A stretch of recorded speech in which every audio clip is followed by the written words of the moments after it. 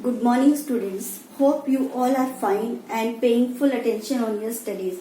So children, as yesterday we have already started with our third lesson of civics, that is our fundamental rights and duties. So yesterday I have already explained you about the first two fundamental rights. So what are these fundamental rights? These are the rights that are mentioned in our constitution and given to all the citizens of India to protect them from any kind of injustice.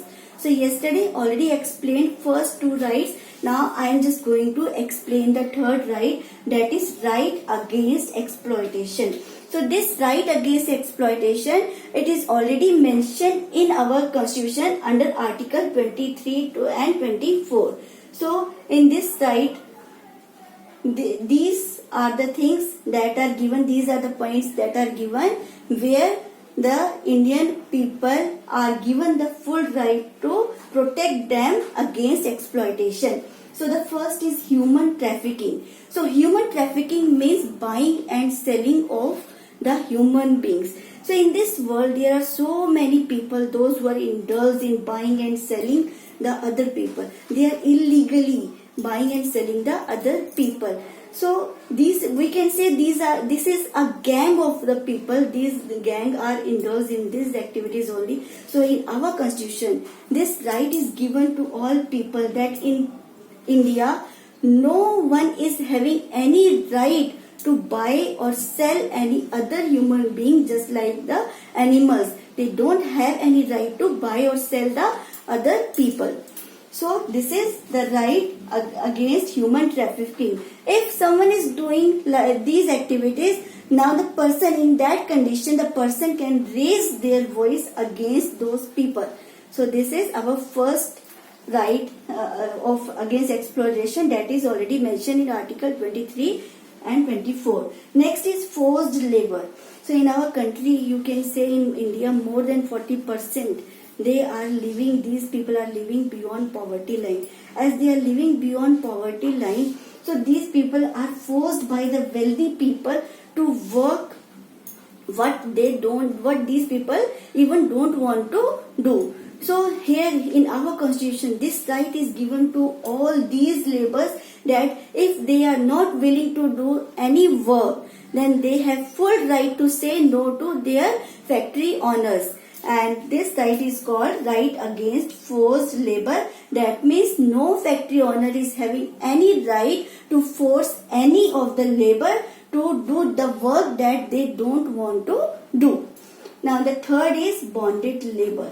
So in our country, there are, especially in villages, the farmers, they are very poor. Many farmers are very poor. As they are poor, they are taking loans from zamindars and from the wealthy people. And in condition when they are not able to repay their loans, then these zamindars and wealthy people force them to work in their own fields. And for working in their fields, even they are not paying them wages. So this is called bonded labor. In our country, we call it begar.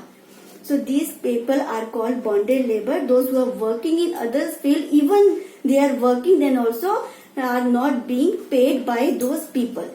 So next is the child labor. So in our country, the children below the age of 14 years. So all these children are given the full right of education, and here no one can force them to work in factories, in mines, in fields. They are having the right given to protect these children to work, those who are below the age of 14 years. Below the age of 14 years, they are having the full right to get the education. Next right is giving less wages to laborers. So this is also happening in India, that in our country, as more than 40% population, they are beyond poverty line. Now the wealthy people, they want to take advantage of these people.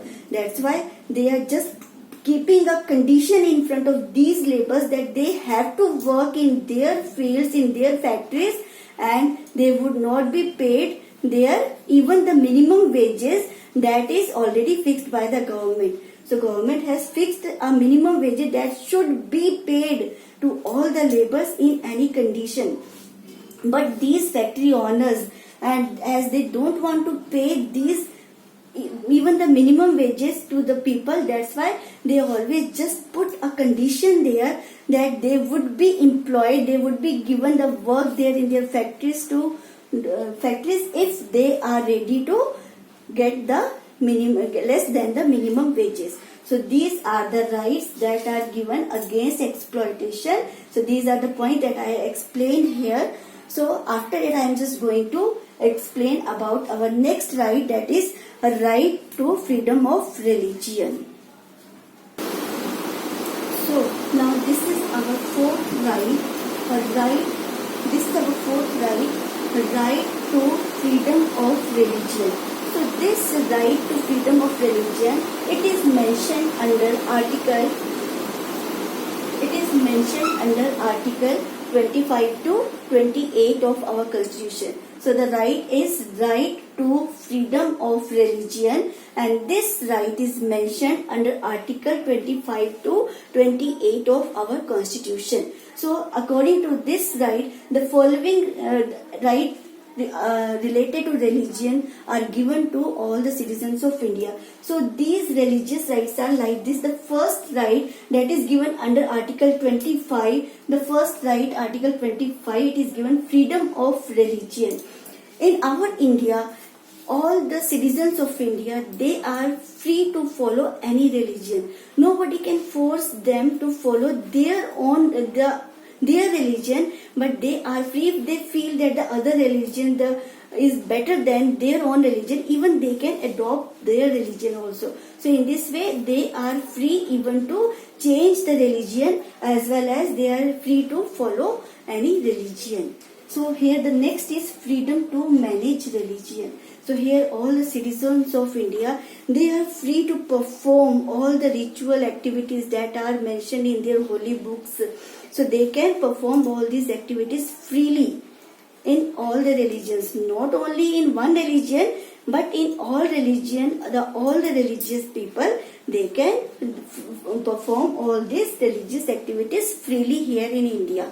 Now the third right is that is given under article 27. The second right, freedom to manage religion, is given under article 26, and the third right here, it is given under article 27, freedom of taxation for promotion of a religion. So all the religious people, they are free to promote their religion. They are free to tell the good things about their religion to other people. And if other people feel that their religion is better than the other religion, so they are free to adopt their religion. So for promoting their religion, they need not to pay any kind of taxes. So this is also a right that is given in our constitution. Next right is freedom of attending religious education.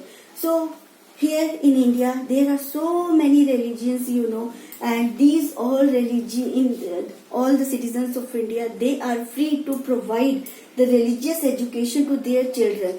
They can send their children to their religious schools to gain some religious educations. Just like you can see that in the Muslims, they are having madrasas, and children are going there in madrasa to get the religious education. In the same way, the Christian children are going to church to get the religious education of their own religion. In the same way, Hindus children are also going to pathshalas and also to temples to get the religious education. So all people, they are free to provide the religious education to their children, and these children are free to attend the religious schools. They can go there and attend their religious, they can learn their religious rituals from these schools. Okay, so these are the right to freedom of religion. Under this, it is given under article 25 to 28. 25 article, under article 25, the right is given freedom of religion. Under article 26, freedom to manage religion. And under Article 27, freedom of taxation for promotion of religion. And the last is the Article 28, freedom of attending religious education. So all these rights are given to the citizens of India. So this is enough for today. So tomorrow I will explain you the last 3 fundamental rights that are mentioned in our constitution. So have a good day.